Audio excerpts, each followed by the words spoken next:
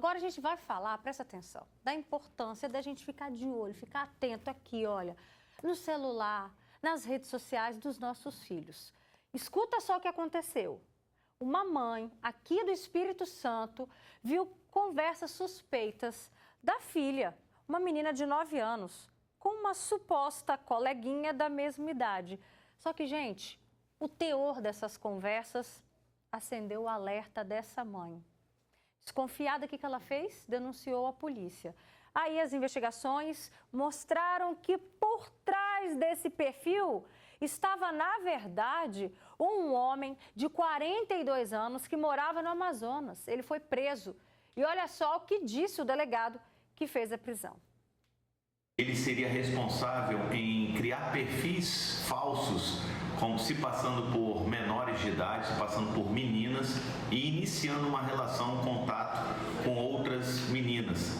Ele se passava como sendo uma menina de 9 anos, iniciava essa relação com as vítimas até obter conteúdo como fotos, vídeos íntimos e fazia esse armazenamento no seu aparelho celular.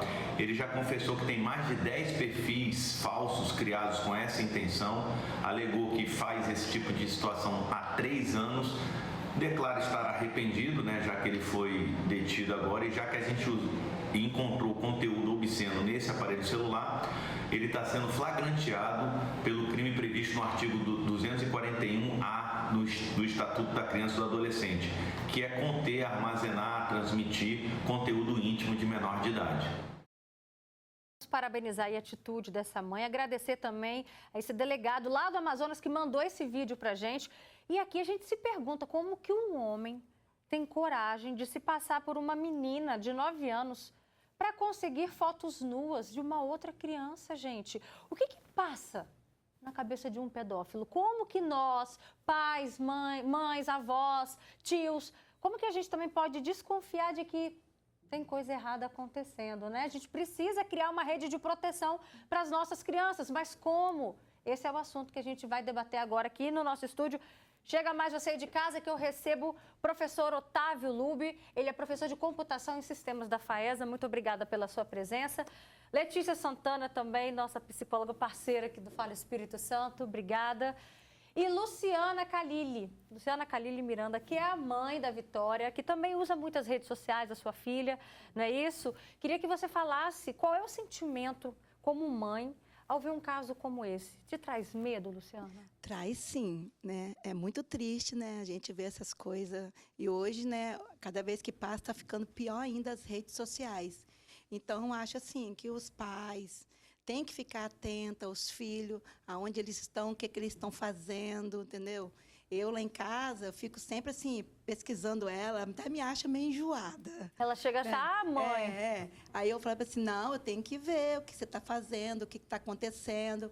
Ela vai para o quarto estudar, ela estuda no quarto, mas o computador já é virado para a porta fica aberta, não deixa eu fechar, porque eu quero saber mesmo se ela está estudando mesmo. Então, eu fico, assim, bem atenta a esse caso, assim, tá? Essas coisas. Hoje ela tem 17 anos? Hoje ela tem 17 anos. Ela começou a ter contato com as redes sociais por volta de qual idade? Há uns 15 anos, mais ou menos. E você sempre ajuda dessa forma? Sempre ajudo, mas eu sempre estou com ela. Você sempre monitorou desde os 15 anos? Sempre. Não, ela teve redes sociais antes. Estou falando quando ela ficou com as redes sociais. Mas ela tem desde os 8 anos de idade. Desde os 8 anos? Isso, e porque aí ela fazia as coisas, aí eu estava responsável, né, pelo Instagram dela. Só para explicar para o pessoal de casa, a filha dela trabalha como influencer, né? Assim, trabalha não, porque criança não trabalha, adolescente não trabalha, mas é um grande hobby que ela vem atuando nesse segmento. E desde então, dos 8 anos, você monitora? Isso, que eu monitoro assim mesmo que ela tenha 17 anos, eu monitoro assim mesmo, entendeu? Já aconteceu algum caso, Luciana, que te deixou assustada? Já tem um tempinho já, né? De vez em quando chega alguma coisa lá, mas eu já vou logo denunciando e bloqueando. Que tipo de coisa que já chegou até assim, vocês? chega, manda foto, o vídeo seu, das suas partes íntimas, já chegou várias vezes, Na cara de pau. Achando que é ela que está nas redes sociais. Aí ela também fica, ainda bem que ela não chegou a ver, que foi eu que vi, entendeu? Aí eu não falo nada, só bloqueio e denuncio. É assim, professor Otávio, primeiramente, boa tarde, seja bem-vindo também ao Fala Espírito Santo.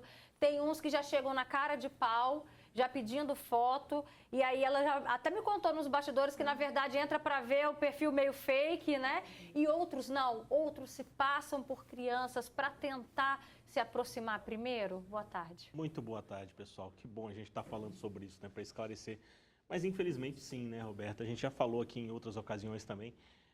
As pessoas acham que a internet é uma barreira, né? Ou seja, já que eu estou por trás ali de todo esse equipamento tecnológico, ninguém vai me reconhecer, ninguém vai me localizar. A gente viu aí que bom que a gente pode mostrar que a polícia está atenta a essa rede de contatos e que a tecnologia ela funciona também a nosso favor.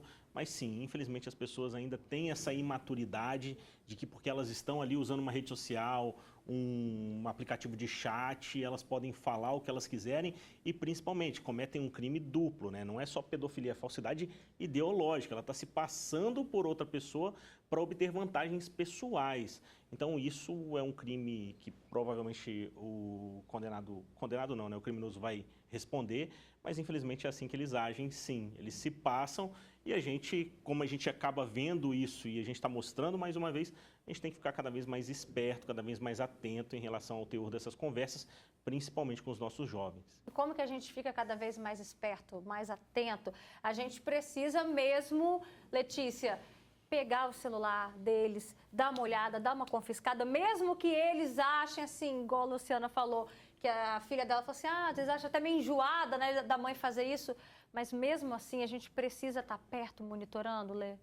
Boa tarde, Boa né, tarde. a todos.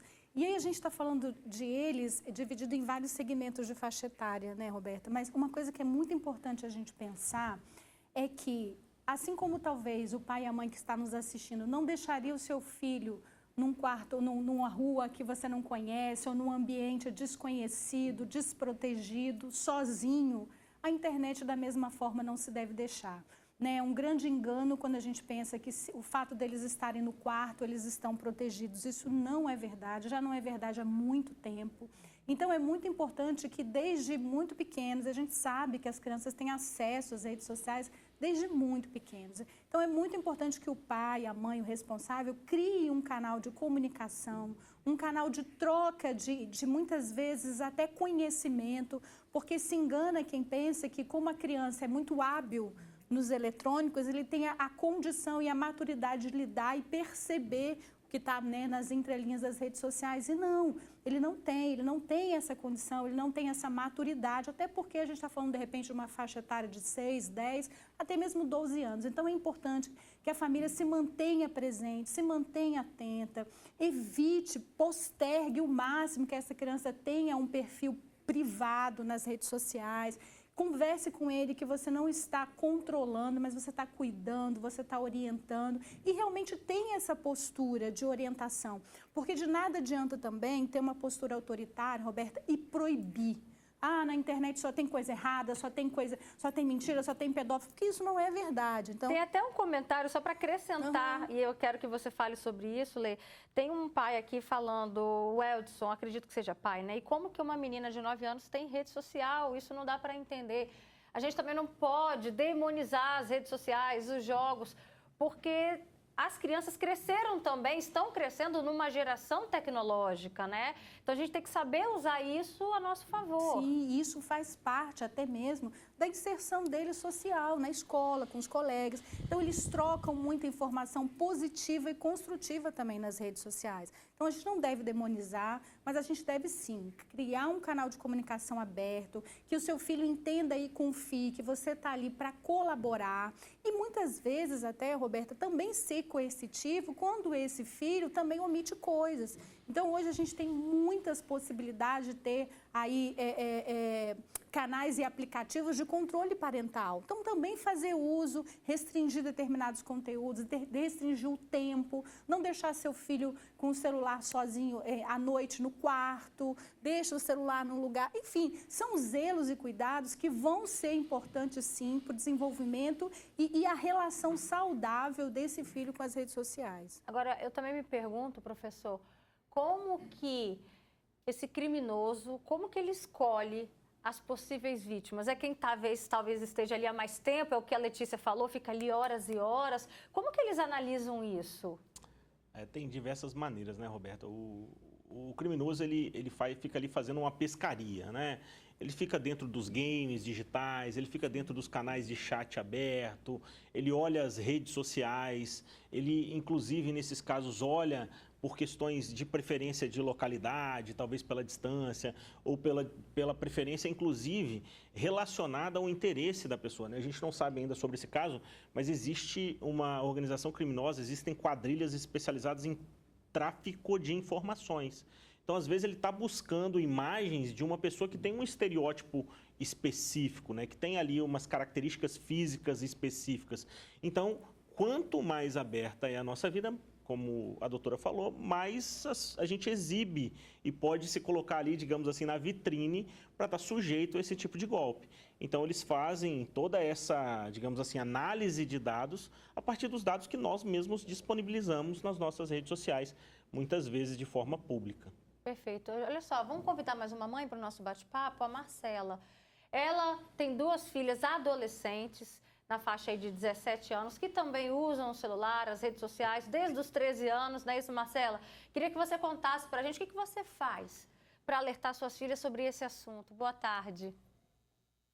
Boa tarde, Roberta. Então, é um assunto bem complicado mesmo, mas lá em casa a minha tática foi sempre conversar com elas, sempre mostrar para elas que o perigo, ele está do lado, o perigo está do lado. Então tem que ficar muito atenta a qualquer tipo de conversa diferente do que está acostumado a ver. As redes sociais, eu falo mesmo, elas tem 2 lados, né? Tem um lado negativo, mas também tem um lado positivo. Mas eu sempre conversei muito com elas, eu sempre falei, olha, tudo é perigoso, desconfia de tudo, de uma conversa que você nunca escutou, de um assunto que você nunca ouviu falar. E eu estou sempre conversando com elas mesmas. Eu acho que o melhor meio de se evitar esse tipo de coisa é a conversa, é o diálogo aberto dentro de casa. Não Essa conversa acontece antes de acontecer alguma coisa, caso, né, aconteça, né, Marcela? Sim, ela precisa ser antes, né? Ela precisa ser antes, porque depois não tem jeito, já aconteceu, né? Então, como a minha mãe sempre foi muito minha parceira, assim, de conversar, eu também procuro ser bem parceira, às vezes sou até enjoada demais, mas no sentido de querer estar sempre próxima dos meus filhos, dos assuntos que eles estão tratando no momento, das brincadeiras que estão fazendo no momento. Então, a gente tem que procurar se antecipar ao problema. É assim que a gente age lá em casa. É interessante que as 2 mães usaram o mesmo termo, tanto você quanto a Luciana. Às vezes eles acham até que eu sou enjoada demais. Deixa eu voltar aqui para o estúdio.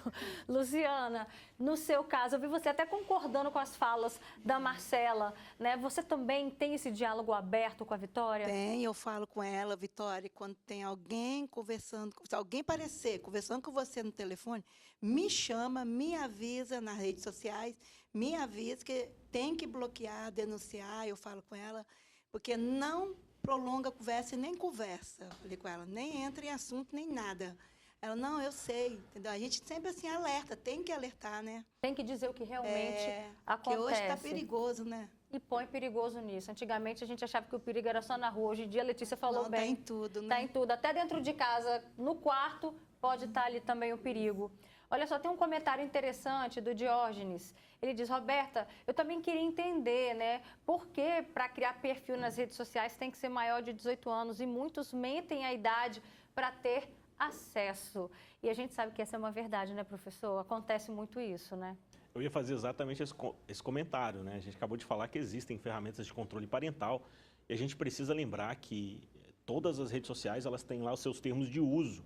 E nos termos de uso que precisam ser aceitos no momento da criação de uma conta, dizem lá que é preciso ter mais de 18 anos ou ter um responsável ativo que acompanhe aquela conta. Isso tem que ser sinalizado na conta, né? Então, existem muitos pais que fazem isso. Pode falar, por favor. Isso aí, a gente coloca o nome da gente, os dados da gente, tudinho, que a gente que é responsável. Foi assim com a Foi Vitória. com a Vitória. Você teve que Agora preencher que com os ela seus já dados. preencheu como dela, né? Isso, eu preenchi com meus dados no início, quando a gente começou, né? Letícia, tem então uma faixa etária, uma idade que a gente possa, ou então algum sinal que a gente possa perceber nos nossos filhos de que eles já começam a ter entendimento, maturidade para lidar com as redes sociais? Porque não vai vir só coisa boa, né? A gente já está falando exatamente sobre isso. Sim, é assim, não dá para a gente especificar uma faixa etária específica, né? A partir dos 18, enfim. Mas é importante a gente pensar assim que os próprios aplicativos já colocam essa condição, então não é coisa da cabeça da minha mãe, vamos dizer assim, né? Mas existe uma condição e a mãe se responsabiliza para isso. Mas é muito interessante na fala das duas mães essa presença ativa, e só para completar mesmo, é uma presença que realmente faz bem e é positiva, mas que também é necessário que a saída também seja gradual, à medida que a gente também vai instrumentalizando esse filho para lidar com um possível abusador. Porque às vezes a gente, na condição de mãe, está tão ansioso e quer blindar de tudo, que se antecede criando os próprios mecanismos de afastamento. Mas a gente tem que chamar o filho e conversar. Olha aqui, ó, olha o que está aqui, olha essa pessoa. Você está percebendo que talvez essa conversa está estranha? O que você faria nesse momento? Como você bloquearia ou não bloquearia? Ensinar esse filho a estar também de forma ativa e potente nessa rede que hoje é um fato, é um caminho sem volta. Então, assim como, de novo, a gente ensina os nossos filhos a circular no meio real, olhar o semáforo, atravessar na faixa, a gente também precisa instrumentalizá-los também a se portar no meio virtual. E aí, à medida que você vai percebendo que ele tem essa autonomia e essa consciência, também te cabe ir se afastando, porque chega uma hora também que a sua presença se torna desnecessária e até desgastante, né? É o que a Marisuda Borges fala também. E por mais que você controle, é difícil, porque você não vai poder estar ali ao lado dos filhos o tempo todo, porque a gente sabe também que eles correm risco, né, o tempo todo. E tem um comentário muito interessante, a da Márcia Salles Bezerra. Ela diz: Roberta, parece que os pais nunca foram adolescentes, né? A gente dava ponto sem nó. Então, o certo é o quê? É fiscalizar, até escondido mesmo, depois de uma certa idade. Letícia, como que a gente consegue, ao mesmo tempo, conquistar a confiança dos nossos filhos para, se caso aconteça algo, eles também tragam para a gente: olha, pai, olha, mãe, está acontecendo isso aqui na internet? É uma construção, a gente já falou isso algumas vezes, né? Não acontece quando ocorre o problema, mas é uma construção do dia a dia, desde sempre. O posicionamento autoritário afasta, o posicionamento negligente não gera nenhum tipo de comprometimento. Então, a gente tem que ter, sim, uma parentalidade presente, positiva, entendendo que aquele filho, aquela filha tem posicionamentos, ouvir o que ele pensa, trazer o que você pensa, chegar num lugar comum. Às vezes o que a gente ouve muito, Roberto, são os pais dizendo assim: meu filho não conversa, a gente não conversa. Mas aí quando a gente vai perceber a natureza da conversa, é uma postura muito mais unilateral e autoritária. Então, você quer que seu filho converse com você? Escute o seu filho, participe do mundo dele a partir da fala dele. E aí ele vai se sentir confortável também de trazer as questões, né, que são tão importantes nessa faixa. Perfeito. E, professor, para a gente finalizar, é importante que a gente tenha consciência que esse material, uma vez que cair na internet, depois é difícil reverter essa situação, né? A gente não sabe para onde que ele vai. Extremamente difícil, né? No universo que a gente vive, em que a gente está começando a falar bastante também de inteligência artificial, esse material acaba sendo também ali insumo para produzir outros materiais, né? Então, é muito importante a gente lidar com os nossos dados pessoais como se fosse algo extremamente valioso, né? Então, assim, a gente está mexendo com a nossa integridade física, com a nossa integridade moral ali. A gente tem que tomar bastante cuidado com esses dados e a gente tem mecanismos para isso. Nós temos aí o Marco Civil da Internet, nós temos aí uma Lei Geral de Proteção de Dados e cada vez mais, inclusive com esse tipo de conversa que nós estamos tendo aqui, a gente esclarece para a população o quão importante isso é e que a gente precisa ter esse mecanismo, inclusive, de denunciar. Eu vi aqui algumas vezes as pessoas falando: denunciemos. Por que é importante denunciar? Porque a rede social, ela vai colocar lá uma marcaçãozinha falando: ó, o pessoal está denunciando esse perfil, está denunciando esse número, e vai ajudar as autoridades a levar aí para esses criminosos e fazer o papel delas na sociedade. Perfeito. Denuncia nas redes sociais e, se preciso também, se for um caso, procura, acione a polícia, registre o boletim de ocorrência também.